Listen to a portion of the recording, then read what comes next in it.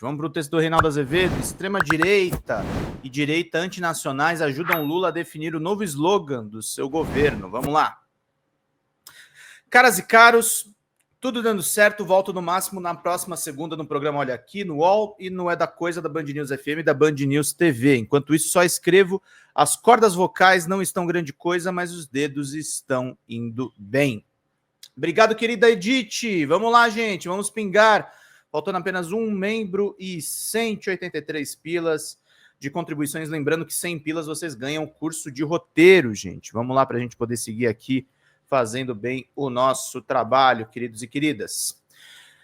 O Brasil é dos brasileiros. O governo federal tem um novo slogan, de apelo obviamente nacionalista. Poderia ser diferente? Afinal, o país está sob ataque da maior potência econômica e militar do mundo, tendo como esbirros internos os bolsonaros e seus aliados. Os que não estão na militância ativa em favor de uma punição a autoridades e ao país, por intermédio das tarifas, escolhem a eloquência rebarbativa, acusam o julgamento do injusto, silenciam sobre a punição aos ministros e a atuação de Eduardo Bolsonaro nos Estados Unidos e acusam Lula de ser o responsável pelo tarifaço. A acusação em si mesma absurda, enquanto articulam a aposentadoria do mito, sempre reverenciado como aquele que já virou a camiseta como Che Guevara, diria Valdemar, e deixou um grande legado. Nada como viver dias interessantes. O lema Brasil, União e Reconstrução ficou para trás porque outro valor se levantou.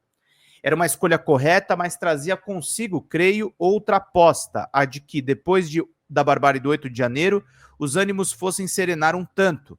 Lula venceu a eleição sem alianças à direita, recebendo apoio de nomes importantes no segundo turno, como agora a ministra Simone Tebet do Planejamento, e tem hoje um ministério com vários nomes de partidos de direita.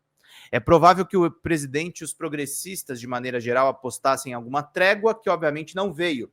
Temas importantes foram aprovados no Congresso, como arcabouço fiscal e reforma tributária, mas é fato que o governo não tem maioria. Agora mesmo, a direita e a extrema-direita ameaçam aprovar a isenção do IR para quem ganha R$5.000, mas sem taxar os ricos. Não temos uma oposição com uma agenda alternativa factível. O objetivo deles é sabotar.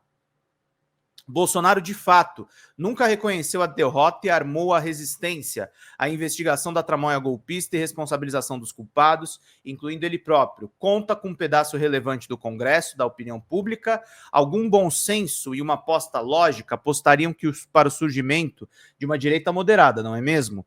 Antipetista, sim, mas não golpista. Isso não aconteceu. E aí coisas estranhas se dão no universo conceitual. Aparecem como exemplos de moderação Tarcísio de Freitas, Ratinho Júnior, Romeu Zema, Ronaldo Caiado, moderados, centristas, em que houve reconstrução. Muita coisa destruída pelo bolsonarismo foi reconstruída nesses 2 anos e 8 meses.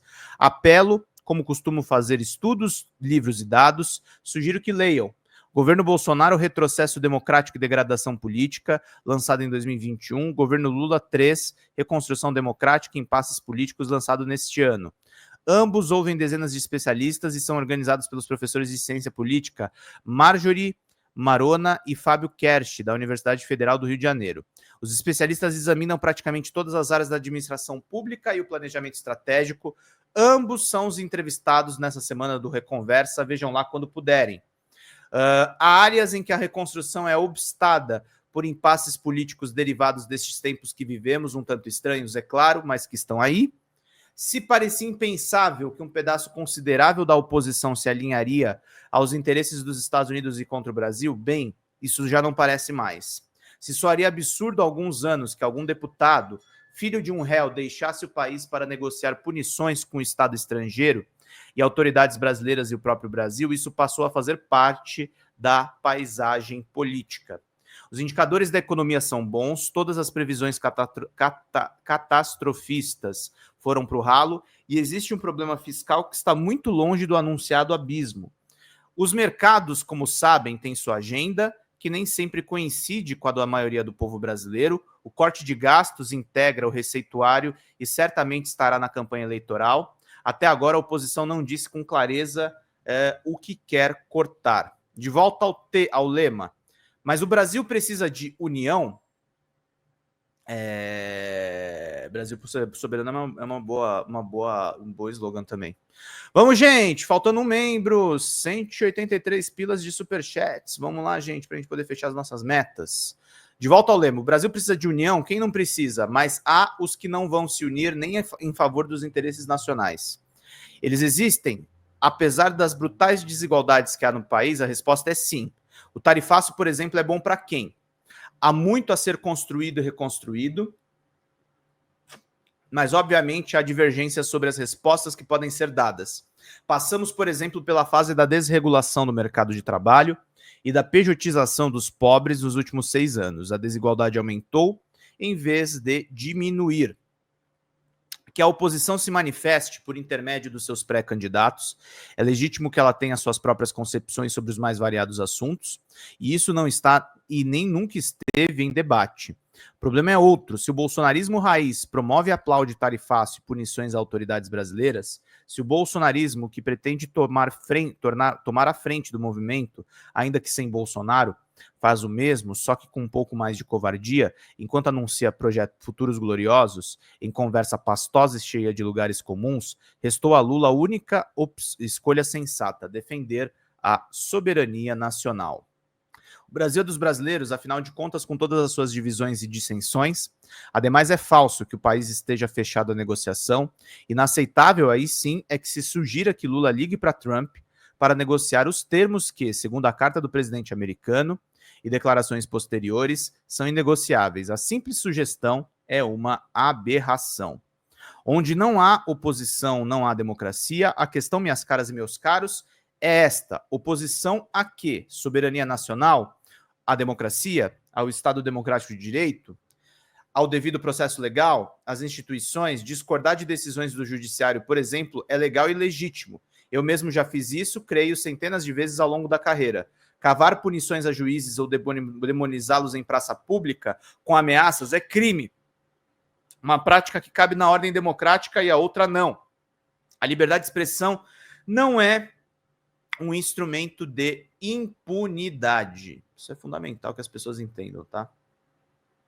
Isso é fundamental que as pessoas, de fato, compreendam o risco que a gente está tendo ao levar em consideração essas coisas que estamos vendo acontecer. Vamos lá, gente! Cadê as contribuições, turma? Mandem contribuições, ajudem, que a gente precisa muito da contribuição de vocês, da generosidade, que vocês sejam essas pessoas importantes, queridos e queridas. Deixa eu ver uma coisa aqui só. Antes de prosseguir. Uma coisa aqui só.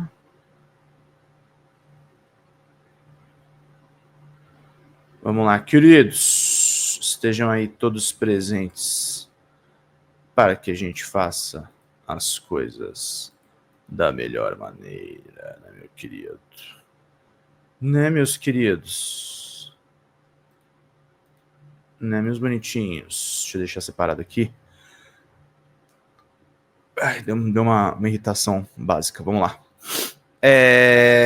Não é instrumento de impunidade. Quem, se não fosse Lula? O governo está certo em mudar o lema, e Lula fez bem em cobrar fidelidade dos ministros e exigir que defendam a gestão, inclusive aqueles que pertencem a partidos do Centrão, cujos comandos lhes são hostis. Ainda voltarei a esse ponto em particular. Os pré-candidatos da oposição têm participado de eventos promovidos pelo mercado e por lobbies empresariais que asseguram que estão todos juntos no segundo turno. Não se opõem nem às tarifas, nem às punições às autoridades brasileiras, querem, e já tratei disso outras vezes, o bolsonarismo sem Bolsonaro. Haverá 2 disputas sucessórias no ano que vem, uma diz respeito ao governo e outra ao comando da direita e da extrema-direita, que minguou e virou mera caudatária do bolsonarismo. Mercado e parte considerável do empresariado quer Tarcísio nesse papel. Como o país está sob ataque, é preciso que alguém diga: o Brasil é dos brasileiros, ninguém é melhor do que Lula para fazê-lo. Encerro. Transcrevo o trecho da fala do Lula em que ele fala sobre as Big Techs e a negociação com os Estados Unidos. Ontem, Às 9 horas da noite, Trump publicou no Twitter ou no portal dele, não sei, uma nota ameaçando outra vez quem mexer com as big techs deles vai sofrer as consequências. E ameaça qualquer país, as big techs são patrimônio americano e ele não aceita que ninguém mexa. Isso pode ser verdade para eles, para nós é um patrimônio americano, mas não é nosso patrimônio. Nós somos um país soberano, nós temos uma Constituição e uma legislação, e quem quiser entrar nesses 8,5 milhões de quilômetros quadrados, no nosso espaço aéreo, no nosso espaço marítimo, na nossa floresta, tem que prestar contas à nossa Constituição e à nossa legislação. É assim que tem que ser para que a gente possa construir e fortalecer esse mundo democrático, multilateralista, que o Brasil faz questão de defender. Esses assuntos, portanto, estão na pauta. Eu quero comunicar à imprensa que esse homem aqui, Geraldo Alckmin, aquele homem ali que é o Fernando Haddad, e aquele ali que é o Mauro Vieira, estão 24 horas por dia à disposição de negociar com quem quer que seja o assunto que for, sobretudo na questão comercial. Estamos dispostos a sentar na mesa com igualdade de condições. O que não estamos dispostos é sermos tratados como se fôssemos subalternos. Isso nós não aceitamos de ninguém, de ninguém. É importante saber que o nosso compromisso é com o povo brasileiro. Bem, dizer o quê? Quem quiser que diga o contrário, não é mesmo? Convenham, em certa medida, os adversários de Lula ajudaram a definir o lema do governo. Brasil do lado do povo brasileiro, tá, gente? O governo brasileiro está do lado do povo. Esse é o slogan. Vamos, gente, vamos fechar essa meta, turma. Vamos fazer aqui um veículo popular, mas a gente precisa da ajuda de vocês. Pinguem superchats. Para pingar superchats, muito simples. Clica no cifrãozinho do seu lado direito aí embaixo, utiliza seu cartão de crédito ou cartão Google cadastrado, ou manda Pix pra gente. Pode mandar Pix, que aí não tem a taxa do Google. Vai lá, faz uma contribuição para a gente poder ficar numa boa, meus queridos, para a gente poder manter tudo funcionando. Se todo mundo ajudar com um pouquinho, a gente vai lá e faz bem o nosso trabalho. Fala, pessoal da Folha Democrata, aqui é Pedro Zambarda, editor do canal. Falar um pouquinho a respeito da necessidade de vocês financiarem a Folha Democrata, gente. A Folha Democrata é financiada através de um Pix chamado Folha Democrata, é o endereço do Pix, né? folhademocrata@gmail.com. Nós precisamos do nosso jornalismo financiado por vocês que são do nosso público, porque nós passamos vários perrengues aqui com o YouTube, vocês sabem muito bem. E mesmo assim, graças a essa comunidade muito unida, a gente conseguiu fazer lives históricas, acompanhar praticamente ao vivo a campanha do Guilherme Boulos, trazer informações exclusivas a respeito de Gustavo Gayer, de Olavo de Carvalho, de todos os bolsonaristas, combater as fake news e tudo o que a gente acompanha. Por R$80 no nosso Pix você ganha um curso de roteiro para série, o que é muito importante se você é artista, roteirista, se você lida com essas práticas da economia criativa. Outra forma de você colaborar também é se tornando membro aqui do nosso canal. Isso é muito importante para você fazer as suas atividades por aqui, porque você tem acesso a vídeos exclusivos e nós temos um curso de jornalismo básico para você poder acompanhar a partir de R$5, que é ministrado por mim. A gente tem aí quase uma dezena de aulas e muito conteúdo para você poder acompanhar. Meus caros, minhas caras, financiem o jornalismo independente, financiem o jornalismo que se posiciona à esquerda, financiem o jornalismo na internet, que traz informações confiáveis, checadas, que cruza informações e que trata você, que é o nosso público, de uma maneira muito séria. Vida longa e próspera, gente. Cuidem dos seus. Até mais. Tchau, tchau.